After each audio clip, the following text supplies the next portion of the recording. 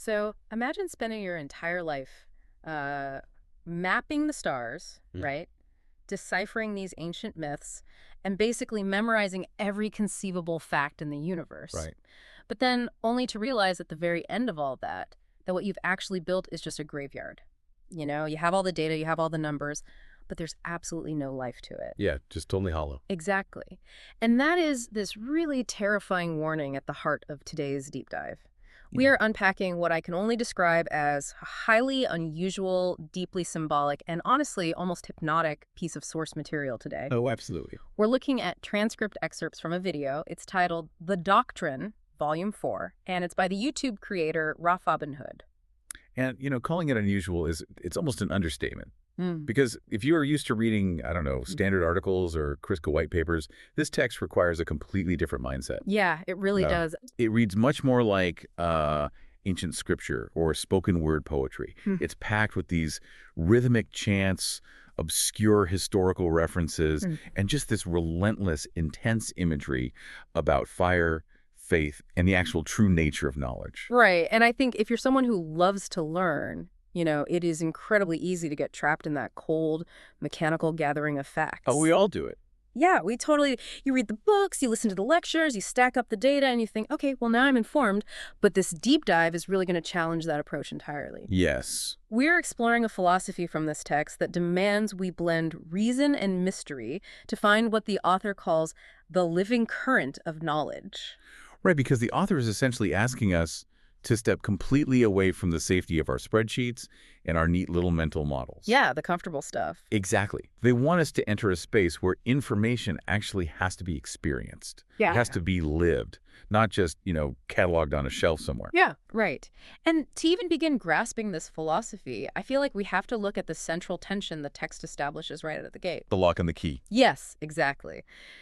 The author repeatedly returns to this core thesis. They Yeah. say, reason and mystery locked in the key, and the balance of being the key to all that is. Right. And to support this, the text cites this really fascinating kind of wild list of mystical and historical touch points. Like, it mentions Emanuel Swedenborg seeing angels in the light, Yeah. St. Martin whispering what the Masons learned in stone, the midnight oil burning in Gallatin, the Zohar. I mean, on the surface, that just sounds like a random collection of esoteric trivia. It really does seem disconnected, right? Until you look at the underlying mechanism that connects all those figures and texts.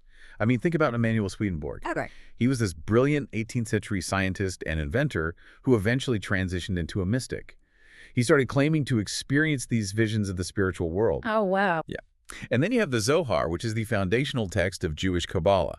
And that is entirely about reading the hidden divine code beneath the literal words of the Torah.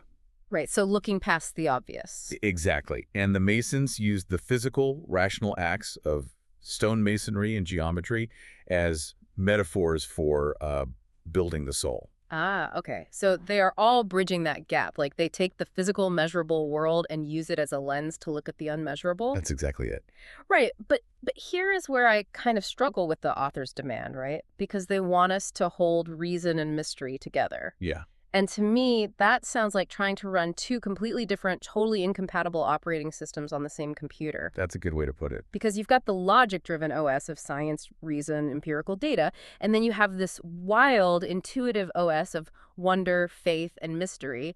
In any practical scenario, running those simultaneously just crashes the system. Sure, Gus.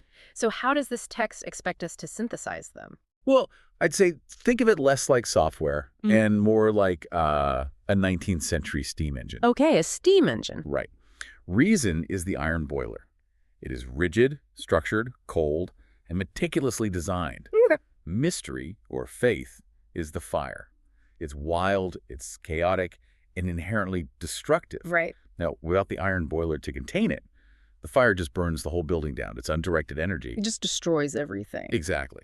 But without the fire, that perfectly engineered iron boiler Yeah. just sits there doing absolutely nothing. It's heavy and it's useless. Oh, I see. You need the extreme tension of the fire trapped inside the rigid structure to actually generate the pressure that moves the train forward. That makes perfect sense. The tension itself is what creates the power. Exactly. Which actually brings us right to a line in the text. It says, power and liberty bend the knee. the balance of being the key to all that is. Yes. So power being the rigid structure of reason and liberty being the untethered wildness of mystery. Both have to submit to the balance. And the author's really warning us here that if you refuse that balance, like if you decide you are only going to build the iron boiler and never light the fire, Right. you end up in a very, very dark place. Which leads us to the story of the scholar. Because if you reject mystery and decide to rely entirely on intellect, the author gives us this terrifying portrait of what you become. Yeah, the graveyard of cold knowledge. Exactly. The text describes this figure who, quote, read the stars like sacred text, mapped the heavens line by line, counted cycles, named the signs. He literally turned every temple to numbers and reduced every myth to flame. I mean, he is the ultimate empiricist. He has measured the universe flawlessly. He knows the weight and distance of everything. That's totally hollow. Yeah. It reminds me of, someone who sits down and memorizes the entire dictionary. Oh, that's a great comparison. Right. They know every single word, every prefix, every definition, but they have absolutely no idea how to hold a meaningful conversation with another human being. Right, right. They possess the vocabulary, but they completely lack the capacity to connect. And worse than having no capacity to connect, the author argues they actually lack the vital essence of truth itself. Yeah. The text really frames this as a profound tragedy. It says he had the keys in his possession, but no hand to turn the door. Oh, wow. Right? He could chart the sky and break myths apart, but his light was cold and distant. He lacked what the author calls the living current and the fire behind the eyes. There is a line that honestly gave me chills. It goes, "He walked through bones and dust through the silence of the dead.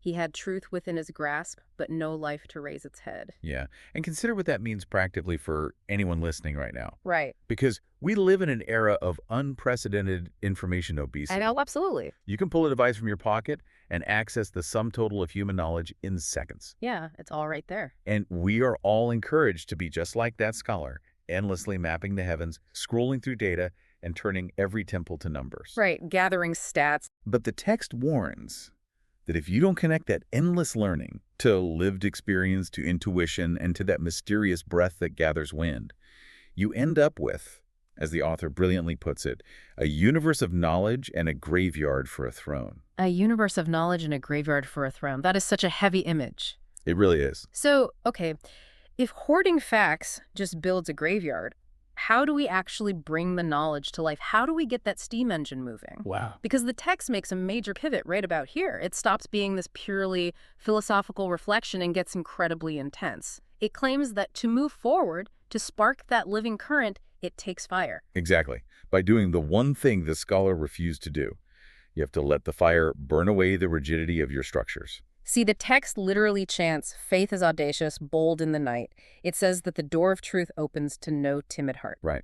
But I feel like I need to push back on the language used in the section. Yeah. Because it gets agonizing, almost violent. It does. It says, "No crown without the wound." It talks about truth being forged in the furnace and refined through terror, blood, and flame. It insists that the kingdom, it is not for the weak, it is won by the broken. Yeah, it's very intense. Why use such agonizing language? It sounds almost masochistic. Does the pursuit of truth really require us to be broken? I mean, it sounds masochistic until you look really closely at what is actually burning in that furnace. Okay. It is not the physical person. It's the ego. It's the rigid identity that we build around what we think we know. Okay, I get ego death as a psychological concept, like letting go of your pride. But the author is talking about this on a cosmic, absolute scale. Right. How does me letting go of my ego relate to discovering fundamental truths? Because your ego is the iron boiler that thinks it doesn't need the fire.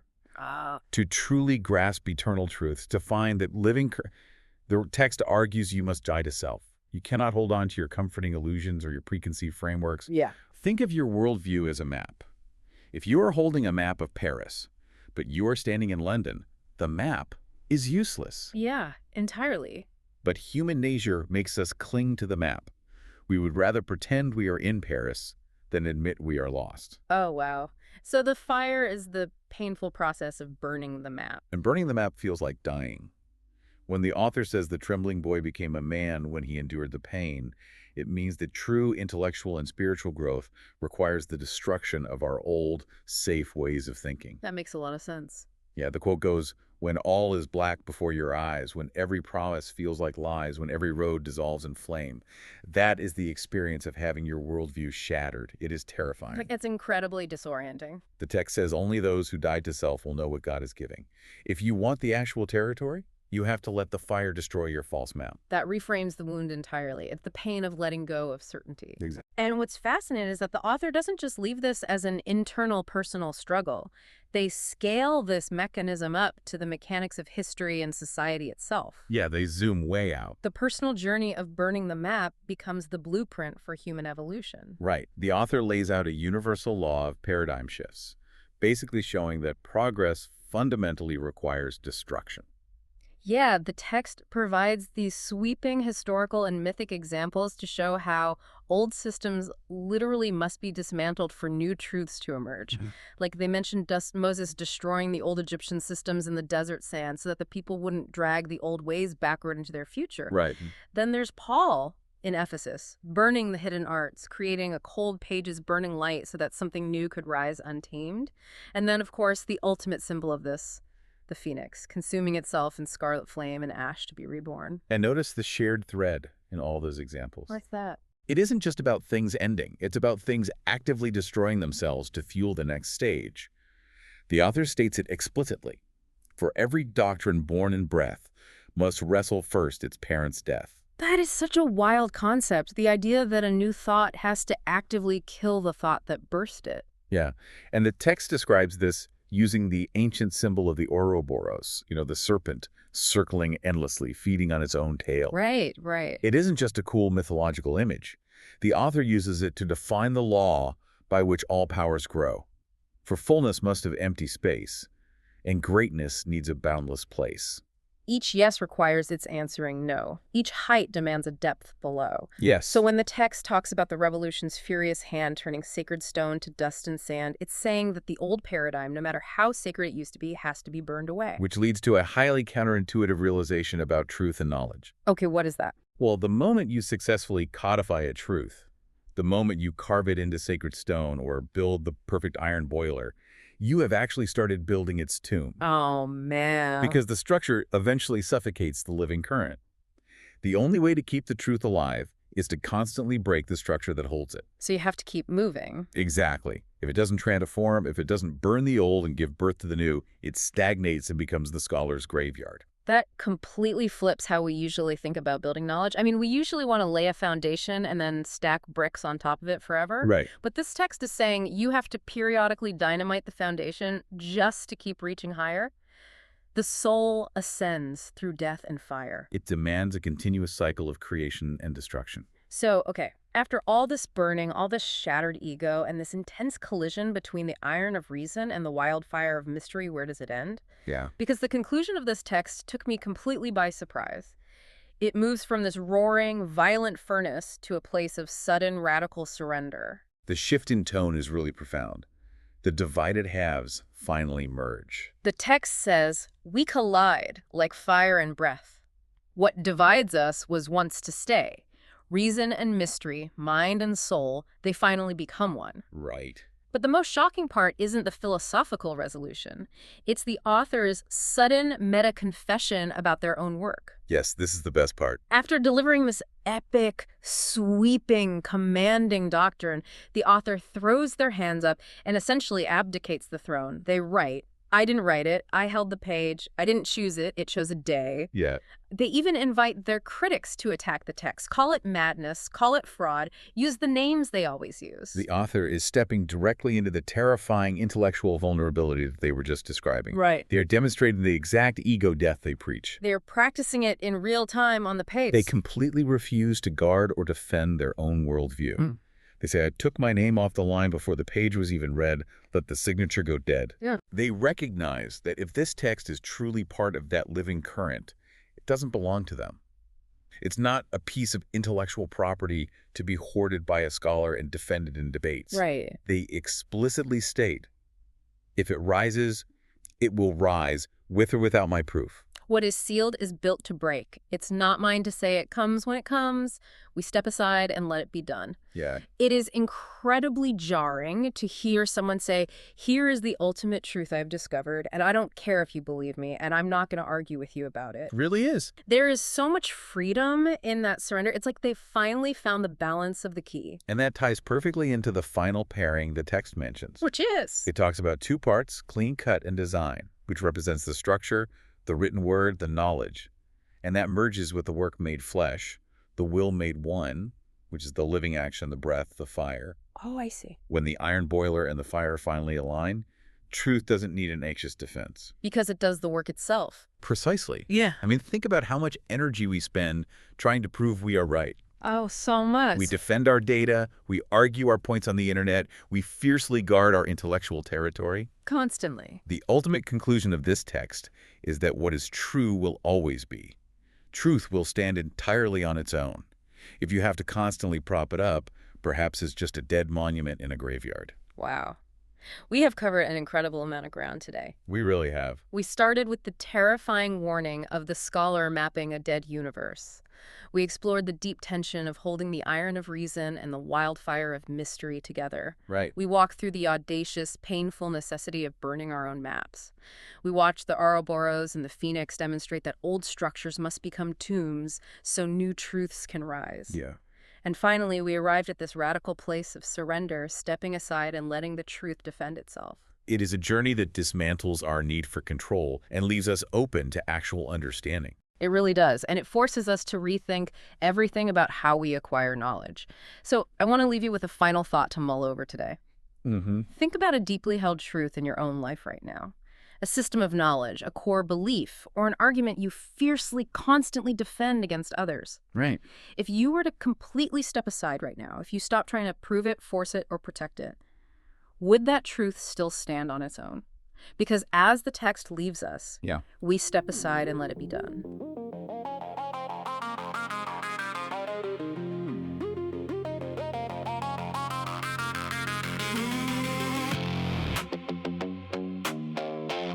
Da da da dum dum dum dum.